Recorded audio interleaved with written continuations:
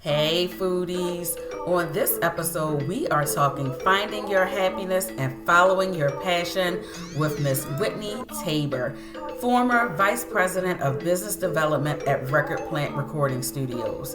If you have been looking for your why, you don't want to miss this episode of There's Food in the House. Ooh, if it's lit, then I'm signing up.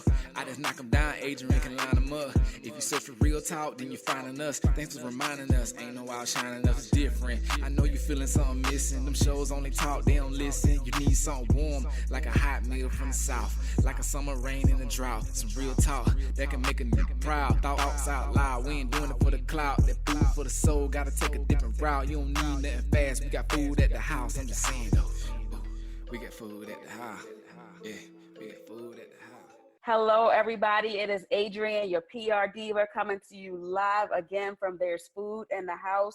As you know, this is the podcast where you don't have to look for anything else, pick up anything else, because we have food in the house. And today I am excited to be speaking to my girl, Miss Whitney Tabor. Whitney is the former Vice President of Record Plant Recording Studios. She is the LA chapter president of Girls Make Beats, and she is also a radio, television, media personality. You name it, she does it. Whitney, welcome to There's Food in the House. Yay! Oh my gosh, I'm glad there's food because, you know, sis is always hungry. Yes! We gonna eat. we always gonna eat if I'm around. If I have anything to do with, we're gonna eat good. Yes. So, oh my gosh. hey, I love girl. it. So funny how, and this is so completely random, but it's so funny how people can relate to food. Like we all like, okay, there's food. Okay, I'm there. Oh, I'm pulling up. I'm pulling up. If there's, that's like the first thing I ask. I'm like, oh, they got snacks? Okay. Even if it's even if it's just a little snack. That's all I'm into. I am happy. You bring me snacks and I am okay. good. happy. So yes. Whitney, I am excited to have this conversation. So we are going to take it back a little bit because, you know, I had to do my little stalking and move around. Even though you're my boo, I had to get official with it. So in your bio, it says that you started as executive assistant to Rihanna's creative director. Like Riri, yes. like Rihanna Riri. Yeah, like, yeah. So how was that?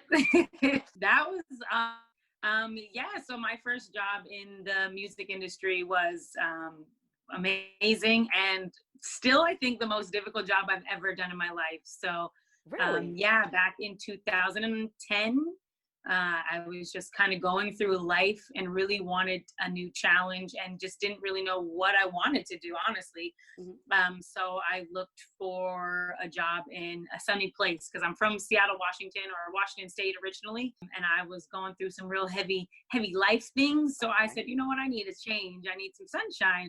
So I picked two cities that I thought had fun. And that was Los Angeles or Miami. Told my mom, wherever I get a job first, that's where I'm going. I've always loved music.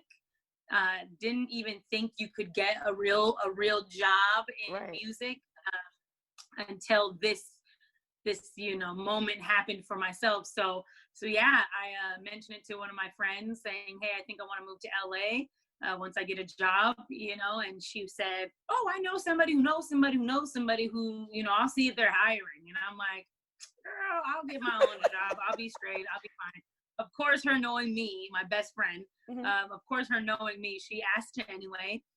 That person was working for it's so funny how the web just kind of gets tangled up. But the person who referred me or let me know about this position was working for Coot Carell, who is one of the biggest vocal producers in the world. Okay. He is Rihanna, Celine Dion, Justin Bieber, J-Lo, Mariah Carey, he does everybody's vocals. Wow. And she was his assistant, and they were working on the Rihanna album, and Rihanna's creative director, she had said, hey, we really like you. We need another assistant. Do you know of anybody? Mm-hmm. And she said, I have one girl who graduated from this school and this and that, and she's got all these degrees. Then I have a super cute, fun one. I could send you whatever. They said they wanted the super cute, fun one, And that And there luckily you was me. are. That is so crazy. But so I interviewed over five different people were up for the position. I interviewed like this over Skype 10 years ago, 12 years ago, and got the position over 5 different other people. Moved to LA 2 weeks later, never knew anybody, never been here, didn't really even know what the job entailed, and started the next day. So, or 2 weeks later. So yeah, that's how I got into music. And it was a crazy job. That was a crazy job. I learned a lot. So that is so crazy though. Like for you to, I'm processing it though. For you to say, I'm going to move from Washington State, just like throw it in the air where I'm going to land. You know, I'm picking these 2 states. And then to end up working with the likes of people who are around Rihanna, Celine Dion, like those types of people, just, you know, on a whim kind of. I mean, when you think about it, it's kind of on a whim. Yes, 100%.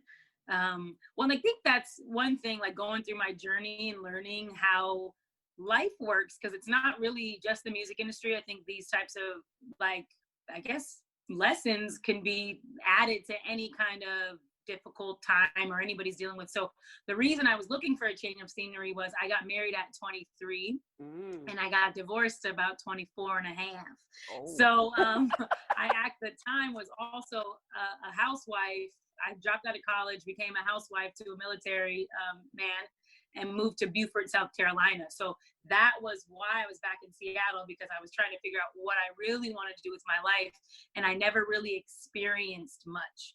I think women are told when we're really, really young, in media and by our parents and whoever's around us, that we're supposed to just aspire to marry.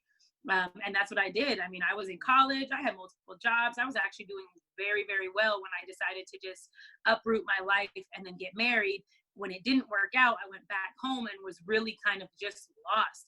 And I think when people see, you know, you don't need a big plan, you don't need a huge budget, you don't need anything, you just need to go, and you just need to have the, like, know that I got myself regardless. And just remember, I think the thing that made it so easy for me, because I don't even, like, my story is way longer than I know we have time for, and I'm a long-winded gal, but for like the breaking down of our time and the story, I didn't even grow up in Seattle. Like, I'm from a reservation of 1,200 people. That's where I grew up. So for me to be somebody who didn't grow up around city to do anything, and then just, I literally, like, how I got the job. Listen, take your time. We're gonna figure this. Girl, tell your story, because you done said reservation, and I'm like, reservation? Wait a minute. Like, yeah, I'm just trying to keep up, y'all, because I'll be jumping around. But no, I grew up on a reservation 4 hours, as far northwest as you can get, on the continent of the United States. So that's where I grew up. Literally graduated with 24 kids. Everybody graduated. It's not like a bunch of them didn't. Like, that was it, you know. But yeah, I went to college in Seattle for a couple months. Really wasn't, like, not really knowing what I wanted to do. Kind of listened to my parents more so than pursue what I really wanted to do, until my parents said, hey, go to school. If you don't want to go to school, don't go to school. If you want to do this, we're proud of you no matter what. So just do what you actually want to do. And that conversation with my mom, I think, was the one that probably one of the most amazing and needed conversations that I think more kids need to hear. More kids just need that support that says, hey, do what makes you happy. And the conversation was really, really cool, because I was going to school to be a nurse. So I was going to school to be a nurse because mom and dad, you know, kind of were like, hey, you know, there's always going to be sick people in the world, so you'll never not have a job. And look what we're dealing with right now. Right. I was getting ready to say. And never not, like, this is the, you know, so they saw though how unhappy I was. And my mom had a conversation with me that really opened my eyes, because she was an accountant. She worked really, really hard making sure that, you know, me and my brothers and my dad, all of us were taken care of. And that conversation, she told me, she said, I'm an accountant and I'm glad I am, because I can take care of you guys. But I went to school to be an accountant because my parents pushed me and wanted me to do that. I really wanted to be a writer. And when I heard her and I could see her face, I'm like, man, that's really cool. And she straight up said, like, do what you want to do and what makes you happy. And I think that, like I said, more people need to hear that, not even kids, because adults need to hear that. Like, if you're listening to this right now, like, you don't need anybody to like show you the way. Just know that you do have support, but you have your own mind. You know what I mean? We're all like really intelligent people. Right, So just right. like believe in yourself a little bit more. So yeah, so that's pretty much what pushed me. Was my unhappiness made me, you know, I think God makes you really uncomfortable when it's time to move. So literally, physically, I was like, all right, I was that uncomfortable with my life at the time, and there was nobody for answers. Not my mama, not my grandma, not my pops, like brothers, big brothers, nobody. There was nobody that could find the answer for me to find my happiness. Because like that's really what I always chase. It's not a check, it's not a this status or anything like that. It's really, I just kind of listen to myself, and like it's just my happiness. So I was unhappy, so I picked two cities that looked happy, and I found a, you know, way to make it work. I worked for Ree's creative director for probably about 9 months, almost 10, like probably close to a year. Again, it's still the hardest job I've ever done in my life. So I know you're going to, yeah, like, but dive into that a little bit, because I know, because you keep on saying it, and like I feel like when you're like, it's still the hardest job. Like, it was the hardest job. I mean, I think the best way for me to describe like what I was doing, like I tell people, you know, I loved the fact that I got to do that job, because I got to see how powerful women really are and really can be. And you have to be, I mean, for lack of better word, mean, you know? So to explain my boss, she was the Puerto Rican, New York version of The Devil Wears Prada. You remember, you guys watched that show? Yeah. Yep, so just imagine a black woman, you know, because we all black woman in that Meryl Streep, but a black woman from New York. You know, New Yorkers don't hold their tongue for nothing. So for me, being one, I'm going through a divorce, I'm in a brand new city, I don't know anybody, I have no idea what this job really even is about. I was terrified, but then also I'm a perfectionist. I want to do good. I want to do well. And yeah, like I just rolled the dice. So I literally carried my laptop. This was like, I don't even know if they had iPads back then, but I carried my laptop around like my phone. I was getting invited to, because I was in the mix, you know, like the girl that I moved into was the one who referred me. So I got put into an amazing circle of people. So I mean, I'm like, they're like, oh, come stop by the studio. And I'm like, no, I can't. I have to finish this, you know, video treatment, or I have to send this image to the retoucher. Oh, I have to send this all to Macy's before it's, you know, East Coast time. I have to plan the world tour. It was just a lot of stuff. And it was literally me, one other girl who's running another company she had, and her personal assistant. Like that was it.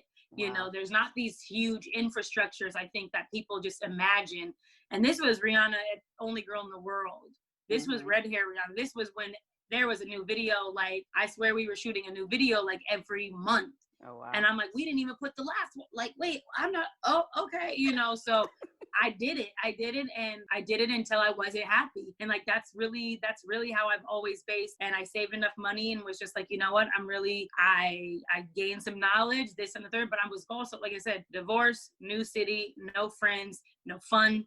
Like I said, I was getting invited to go stop by the studio. Neo is going to be here. Oh, stop by. We're going over to Usher's, like all of these cool things. And I'm 24 years old, single, you know, haven't had any fun in a while, like going through, but I had so much work. And I was like, if I don't get this done, there will be no t-shirts to buy for the world tour for Rihanna. Like, you know what I'm saying? Right, like, yeah.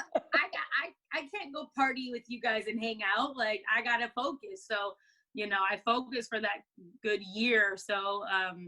And then just realized, you know what? I can't do it anymore. I'm tired. I'm drained. My body, like, I can't. So I saved up enough money for about 6 months worth of work. Again, LA is a beast when it comes to actually surviving, money-wise and all that. Everybody knows we're one of the most expensive places to live, and competitive. It's competitive. Like you got to think that everybody in the world, not just the United States, comes to this city, New York, Atlanta, So yeah, I'm glad that I was smart enough to save the money, because again, you got to prepare for emergencies, kind of like what we're dealing with right now with the climate, the world's climate. We need to, you got to always kind of be prepared. So luckily I was smart enough to do that. So I saved enough money for about 6 months worth of rent in case I couldn't find a job. And luckily I did that, because I couldn't find a job to save my life.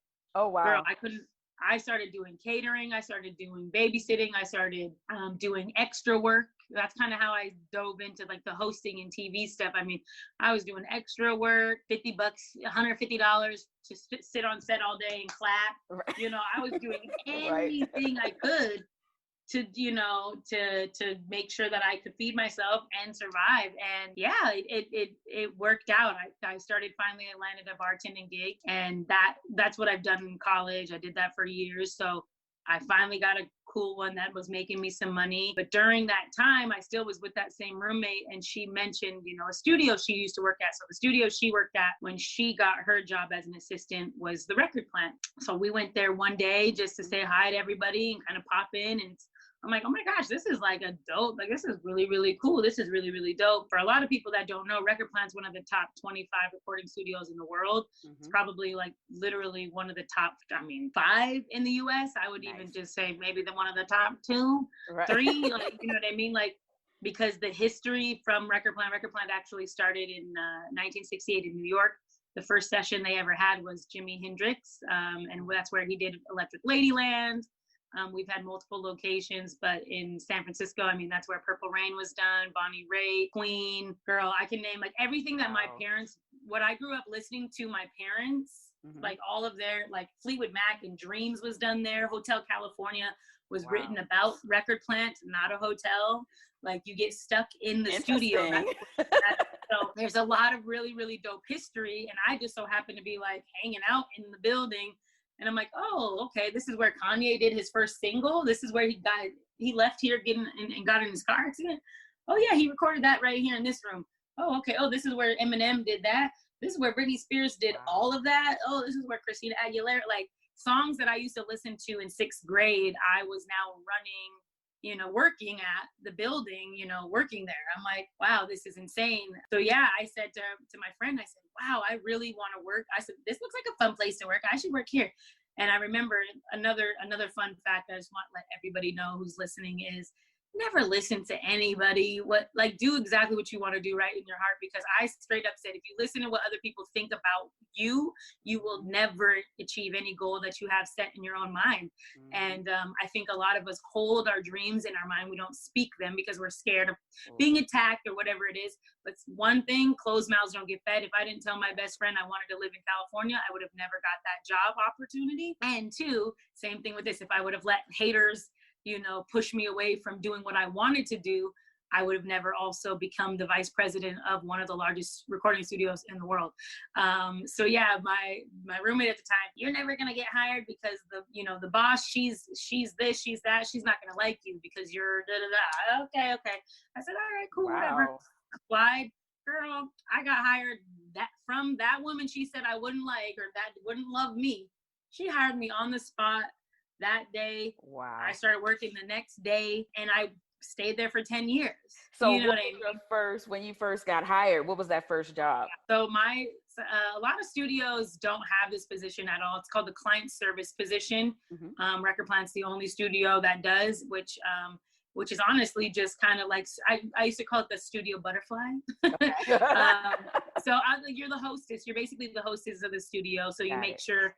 Record Plant's known for our cookies, first studio to do it, by the way. Cook fresh made cookies every day, snacks. We, bring in food on a platter. Like it's very, like, we wanted the 5-star, wanted artists to come in and really feel taken care of. So my job was to just make sure the vibes were right at the studio. So snacks were set up, music in the back playing. If anybody wanted to order something, I knew everything. If anybody wanted to go to, girl, I know somebody called. I said, sorry. If anybody wanted to go to, a sushi restaurant or a club or anything, I was just kind of like the liaison. I knew everything about LA, and answer the phones, just like all kinds of stuff. Just make sure the studios ran properly. So that was my first position I got. And yeah, I quickly became head of that department because I was adding extra stuff because I'm like, oh, we should do this. We should try this. Let's, do those types of things because I was a socialite as well. So just like I'm in the bar scene because I still bartended. Mm-hmm. I'm out with people. I'm friends with the clients. I'm friends with the writers and the producers. I then became head of client service where I would start helping with bookings. So I would start bringing in some bookings, small here and there, but there really wasn't much room for improvement. So I stayed in that same position pretty much for 7 years. I just worked part-time. So it just felt good. It was a safe place. Again, LA is not technically my home, but it is. Whenever I would feel some type of way, I'm like, oh, I'm going to go to the studio. Like, these are now my brothers, the engineers and the assistants and all these guys in here. These are who I call, and so it's just like the feeling. I think sometimes we get so hung up on the title, the check, and what people are going to think or say about us when they know. It's about a feeling. If you feel really good and you make others feel good, good is going to come back to you. Yeah. And that's one thing, like I will preach to the death of me, that is really, I attest a lot of that to a lot of my success. So yeah, I stayed at Record Plant for about 7 years. Then we had a new owner purchase. And they interviewed everybody, and they were like, "Why is she not running this place?" When they interviewed me, thank God. Right, they said nice. she is like she's the spirit of this place. She knows everything about this place. She's been here the second longest. Like, why is she not like helping you run it? And that's when they said, again, this is another closed mouths don't get fed. And I felt the same way. Like, why didn't they give me a better position? They hired some girl who knows somebody's, who knew somebody's dad, who knew somebody's dad, who had no experience, who knew nothing, and they hired her and didn't even offer the position to anybody on staff or myself. And it kind of like hurt, right? But I never spoke it. Right. You got to like actually speak it. And by then I had already gotten into radio. So by then I was doing TV hosting with All Def Digital and helping, coordinate and bring people on for their team. And then also got in with Zoe Williams. He's a relationship and author. With Zoe. Okay. Yeah. So Zoe, I just so happened to like fall into that again. That's not even anything I tried or thought I would want to do, but I like to talk, obviously. I went into, just chat with Zoe one show and I never left. So I was with Zoe for probably like 5 or 6 years, just me and him and, the other girls on Voice of Reason. And I then began, producing my own shows. And at one point I was on Dash Radio literally 5 days a week on 4 different shows, 2 of my own, producing, all kinds of content creation and things like that. And then I got offered the executive position at Record Plant. So that's when I kind of stopped all of the Miss Tabor movement. And, I was like, hey, I put 7 years into this. Yeah, let's give it a shot. So for the past 4 years, myself and the president have been running Record Plant, trying to make sure that it stays what it is. But now kind of due to the climate and the way things are going, I've been really missing my Miss Taborness. I've been wanting to get back into radio. I've been wanting to get back into like creating content to make people feel better because there was a lot that I saw and witnessed in music. Again, I'm always in music. I'm forever going to be in music. During my time at Record Plant, I came across a nonprofit called Girls Make Beats, which is the founder, Tiffany Miranda. She just kind of sent us a blank email. And it was, hey, can I give 10 little girls a tour of Record Plant? And when I asked her, I said, what made you think of Record Plant? She said, I asked everybody in Miami what the dopest studio in LA was that I had to show the girls. And every single person said Record Plant. And I said, yay! Bring them in. Come on. And I mean, at that time, I was the only female in the building. Like, recording studios, music in general, all of that, it's a very still male-dominated field. And so of course for me to give 10 little girls a tour of this iconic place that makes me feel so good, I was like, oh my God. And then just have some girls in the building with me because I'm like, all right, bro, like y'all killing it, like, oh yeah, I need some female energy in here. So I said, yeah, girl, let's go. So we had a quick meeting and she brought the girls in and gave him a tour, and I gave him a tour, you know, this is where Beyonce recorded, this is where Bieber recorded, this is where, you know, just the cool stuff, right? Right. And I then was like, well, let's just go listen to some music and dance, because that's one of my favorite things to do at the studio, is just crank my favorite jams and just dance while no one's looking. And she said, well, we know, this is what I knew I had to be more involved with the organization, was this is, she said, no, the tour's not over. We, you know, there's one more room we have to show them. And I'm like, girl, no, there's not. Like, we're good. She's like, no, we got to show them your office. And at that point, I was like, girl, my office isn't even cute. It's not even decorated. Like, it's kind of corny. There's nothing. There's no cool stories. And she was like, trust me, we need to do that. And I'm like, all right. So, you know, we walk upstairs, take them into my little drab office, and the way I saw their faces, like, and their eyes light up when they were like, this is your office? Can I sit in your chair? Can I take a picture? Like, can I sit at your desk? Like, it did something that I didn't really realize, that we all, as one person, as one individual person, have like so much power every day to affect so many lives. It's not even just one day those little girls felt good. They are now going to remember walking into my office forever and being like, a girl who looks like me can do that. Oh, imagine what that little girl's gonna do. Like, it's the coolest thing that I've ever seen in my life. So that's why I told her after that tour, they sent me a video. I always get a little mystic here, because it's so needed. It's an amazing feeling though, like it is. It's such an amazing feeling, and it's so needed. So they sent me a recap video after, when, you know, she went back to Miami and all the girls went back home, sent me a recap video. And one of the little girls, you know, they just asked, how was your experience today? And she was like, when we went to the boss's room, like, I want to do that. And I just was like, I just have to do more. Like, and now I'm like, how do I do more to make these little girls feel amazing? Yes. So, so I told Tiffany, I said, hey, you know what? I think Miami's cool, but we do music here. Like, I literally see everybody. Like, I'll walk down the hall, hey J-Lo, oh hey Kanye, like, you know what I'm saying? Like, so I was like, this needs to be bigger. So if you move to LA, we can do it, and we can make it bigger. And a year later, she calls me up and says, girl, I hope you're serious, because I just put the down payment on my little apartment in Studio City, and I'm moving to LA. Oh wow. So are we doing this? I said, girl, let's go. So Tiffany moved here to LA about 3 years ago now. And since then, me, her, and a few others have been like plugging away. The girls have done a remix for Janet Jackson. They've DJ'd for the Clippers. They've done master classes with the biggest engineers in the game. They're all now creating some of them have their own businesses now. They're DJing. It's just like I said, the coolest thing ever. So people who don't know what Girls Make Beats is, please support it and follow it, because it's definitely something. It's more than just teaching them how to engineer, produce, and DJ. It's literally like instilling this confidence that will forever be with them, that will create like these women that we have in our organization are gonna run music. Like, I'm like, I'll speak that, like, anybody can bet me right now, you know what I'm saying? So is the Miami chapter still in force, or did she close Miami? Yeah. Okay. Nope. So Miami chapter is still going.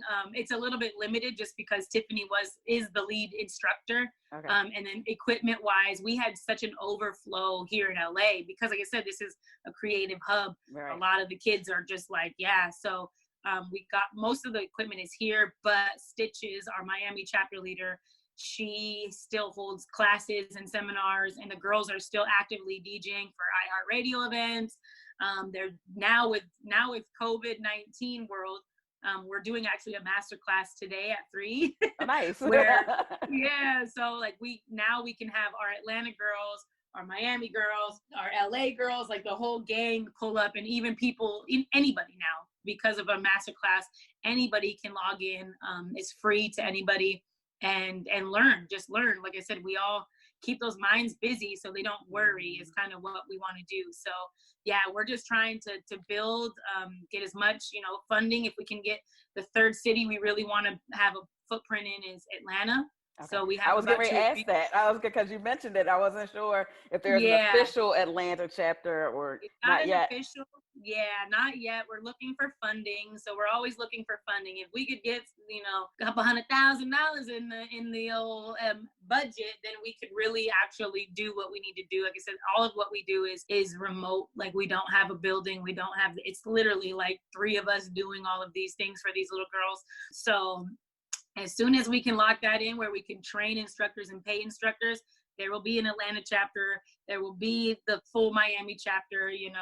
Music is an expensive undertaking. It's just expensive, girl. It's just expensive. That's what it is. But yeah, no. So now that I'm no longer at the studio, I'm focusing a lot on that.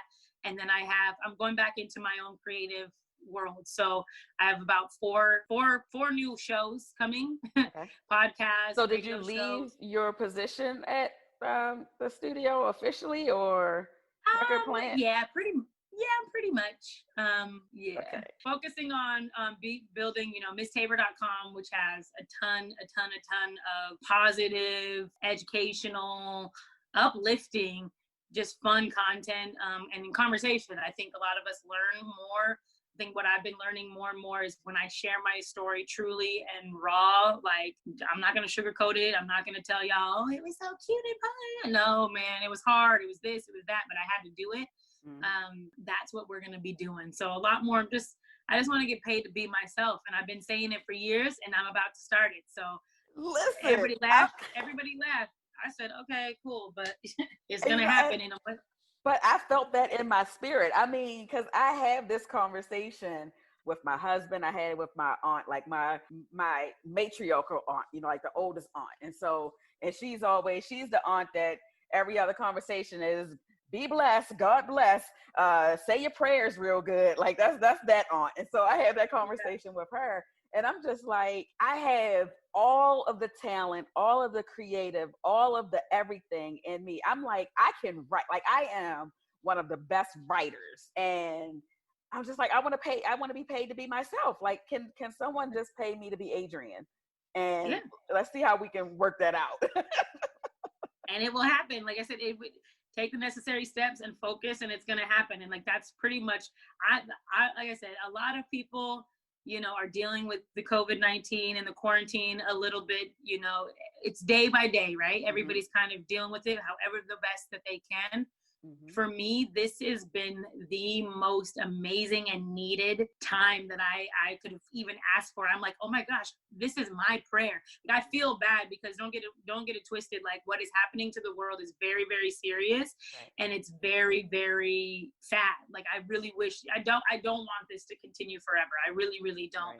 Right. Seeing the way that, I have friends of mine who work in the ER who just graduated last year. She just graduated last year.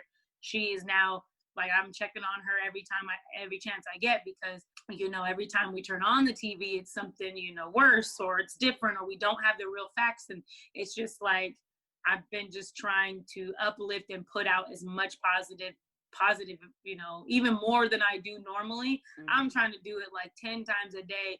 And I'm getting such an amazing feedback and response from people just being like, yo, what you're doing is amazing. How you're doing it is amazing. Like, thank you so much. Your page has been keeping me afloat. So it's just like, we are all really in this together. And it's just like, create, like, we have this time. You can sit on Netflix all damn day and watch Netflix get rich. Right. Or you can sit there and try those ideas that you've had in your head for years. Like, who cares? Guess what? Maybe nobody sees it. Maybe everybody sees it. But at the end of the day, you can say, okay, check that out of my mind. Get that out of the box, because I tried it. I wasn't feeling it. Or, oh, okay, let's redo this. Let's take our time now structuring. Everybody's popping up with their shows and then this, that. Mine, everybody's probably like, why isn't Whit done it? She's done this in the past. Like, I'm planning a lot. It's like, you know what I mean? So it's just like taking the time, not being so hard on ourselves, like worrying about catching up. Oh gosh, so-and-so's already doing it. I got to do. Nah, man, like, there's enough for everybody to eat, and everybody has their niche. Everybody has their platform. So you don't got to have 150,000 subscribers or viewers or followers or whatever it is. As long as you have your little core group that messes with you, then make that for them. You don't even I see, you know what I see a lot of is oh, I'm going to teach you how to be an influencer. I'm going to teach you how to be a this. No, influence whoever you want, because we influence people without even knowing it every single day, yo. And that's, like I said, Girls Make Beats. That's one thing I said. I just love the fact that that's what I got from doing that. You know what I mean? I get all of these like amazing feelings and all these beautiful little daughters. I said, I ain't got no kids, but I got 150 daughters. So yeah, you want to date me? You got to come with the bag, baby, because I got a lot of kids to feed. But I'm just like, yeah, I mean, just being happy, man. Like, that's really the one thing I can just attest to. That's on my, like, everybody, what's on your agenda this week? I said to be happy. And I was going to say, I noticed that from the beginning of the call. I love that about you, that it just seems like all of the major moves you make or you know, like how you gauge when it's time is happiness and being comfortable and being okay with being you and being in that moment. It's like if that moment is no longer okay, it's like, all right, I'm good with leaving. Like I can move because this is no longer serving me. Like I need to feel like I'm being served, and if you aren't, then it's fine. No hard feelings. And at the end of the day, like, I think time is so funny. My friend always says, time's an illusion, girl. I said, okay, sis, I know. You tell me every 2 days. I know. But the one thing that I really think is it's just feel a little bit more. And I know a lot of people say, don't look back because, I don't know what their little weird saying is, but I love to look back. I have notebooks from 10 years ago that I just reread through, and I'm like, that's how I was feeling then? Oh my gosh, look at me now. Like, you have to look back, but then it's not to be like, oh my gosh, it's literally to look and be like, oh wow, remember when you thought you were never gonna get through that? Girl, this ain't nothing. Right. This ain't nothing. Like, I'm like, oh, okay, so that little job where I'm like, oh my gosh, this project is gonna be crazy, I'm not gonna be able to do it. I look back at that job when I worked for Ree's team and was like, girl, I did that going through a divorce by myself and didn't even know what I was doing, and I did it.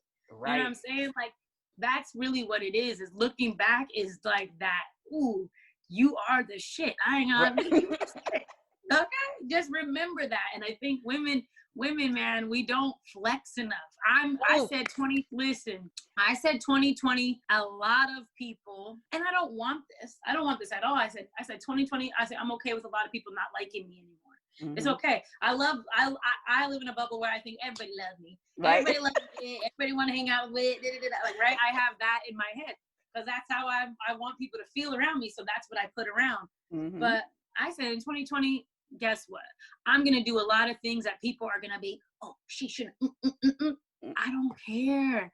I want to be a demonstrator. I want people to look at me and say, wow, you can be sexy. You can be smart. You can be respected. You can be educated. You can be wild. Mm-hmm. You can have fun. You can twerk on a couch or two. You can invest in the stock market. You can have babies and still run a business. Like, I want women, man. Like I said, I love my people, but man, I really want women to because if we all just were blooming the way we should bloom, mm-hmm. the world would be so more lit. Like, the world would be so more lit. So that's what I want. I want women to step way back into their feminine energy. I've been wearing pink more. My friends are like, pink is your favorite color? I said, actually, purple is, but I like the way that this color, this makes me feel like woman. You know what I'm saying? Like, I feel like this, before I even speak, people know, okay, soft. Mm-hmm. It's okay to be soft and hard. It's okay. I can't wait to do, I got a couple really dope projects that I can't wait to share with you. I got a team I've built, the Miss Tabor team, Team Tabor. We're working on a bunch of fire stuff that I know is shake up the room. And, I'm excited. Like I said, I've done a lot of really hard work, but we're going to have fun, yo. Like I said, we're going to have fun at any age. But yes. I'm 33. I tell people all the time that, I didn't know. I don't care. I like the fact that I'm 33. I love it. This has been the most amazing year, and it's been the worst. Okay? Oh my God, right? I said this, like last year and this year, like when I tell you I went through the up and downs of everything, I thought, yeah, last year was it. I said, oh, okay, we're going to continue. But it's been aligning. Like I said, continue to be a good person and it'll come back to you. 2020, they said this is the year of the return.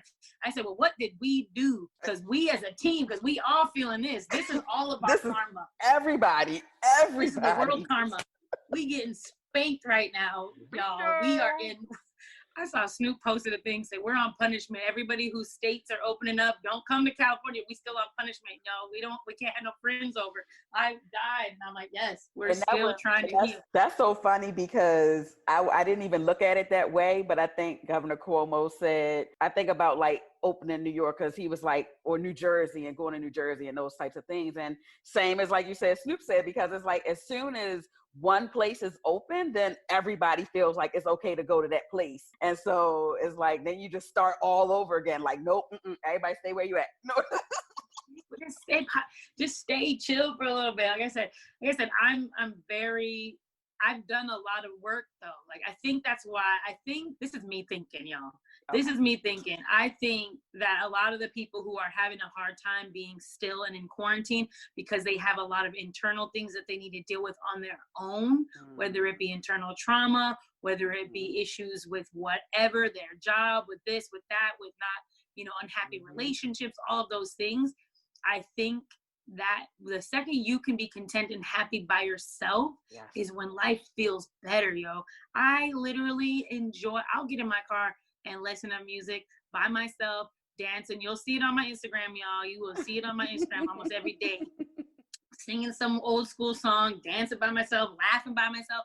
And that's when you can do relationships. That's when you can do partnerships and business deals and all of those things because you are so solid just by I think I'm going to leave this part in here because this is hilarious. Alexa then busted into our interview.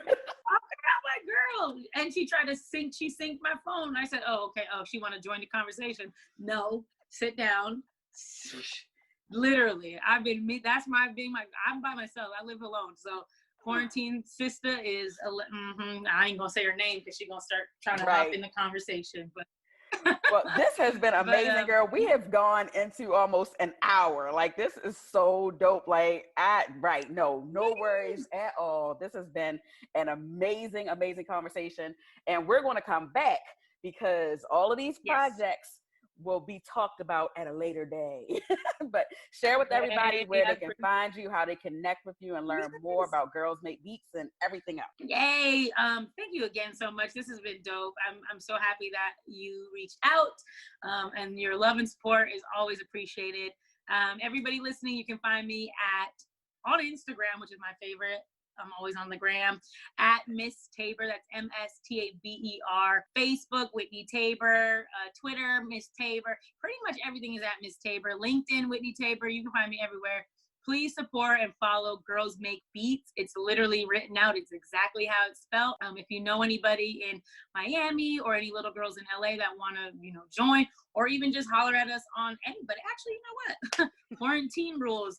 Come hop on one of our master classes and learn something. That's for anybody, boys, girls, adults, moms, dads, grandpas, whoever. Visit our website, girlsmakebeats.org. And a ton of new content coming on my YouTube page, which is going to be at Miss Tabor, and MissTabor.com is coming soon. So I'm just like, give me a couple, give me 2 weeks, y'all, and it's going to be all ready to go. So please keep loving each other, supporting me, and we'll get through this. Thank you so much, sis. This has been really, really cool.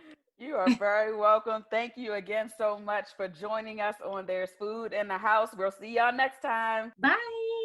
So gotta take a different route. You don't need nothing fast. We got food at the house. I'm just saying though. We got food at the house. Yeah, we got food at the house. Yeah, we got food at the house. You don't need nothing fast. Gotta take a different route. Yeah, we lit. We ain't never gonna switch. We lit. We ain't never gonna switch. We lit, we ain't never gonna switch. If it's made for the real, it's forever gonna fit. We lit, we ain't never gonna switch.